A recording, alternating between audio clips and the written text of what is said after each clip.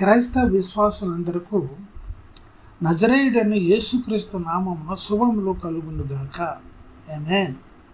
క్రైస్తవ జీవితంలో మనము తరచూ ఆత్మ సంబంధంగా ఉజ్జీవము పొందవలసి ఉన్నది. క్రైస్తవ జీవితంలో స్త్రీలు పురుషులు సదా స్వపరీక్ష చేసుకోవాలి. అది ఎలా అంటే, నెంబర్ 1, నేను లోకములో ఉన్న వాటన్నిటికంటే అధికముగా యేసు ప్రభువును ప్రేమిస్తున్నానా? మార్కు సువార్త 12:30. 2, నేను దేవుని రాజ్యమును మొదట వెతుకుచున్నానా? మత్తయి సువార్త 6:33. 3, క్రైస్తవ సోదరి సోదరులందరితో నేను ప్రేమ సహవాసము కలిగి ఉన్నానా?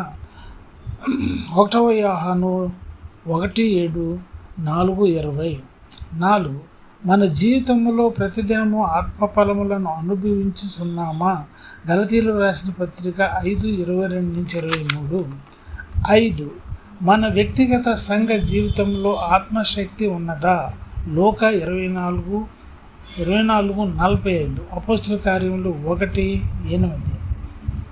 పై ప్రశ్నలలో దేనికైనాను లేదు అను జవాబు వస్తే మనకు తప్పనిసరిగా ఉజ్జీవము అవసరము.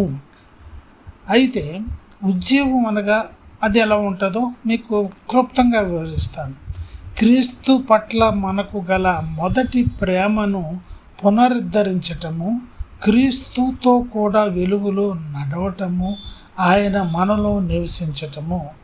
2, కొంతకాలము పడిపోయిన స్థితిలో ఉన్న తరువాత ఆత్మ సంబంధమైన ఆరోగ్యమును పొందటము, మన పాపములను ఒప్పుకొని క్షమాపణ పరిశుద్ధత కొరకు యేసును వేడుకొనుట.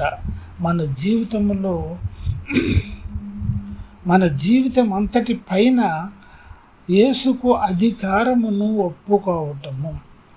ఇది మనకు ఉజ్జీవం అనగా.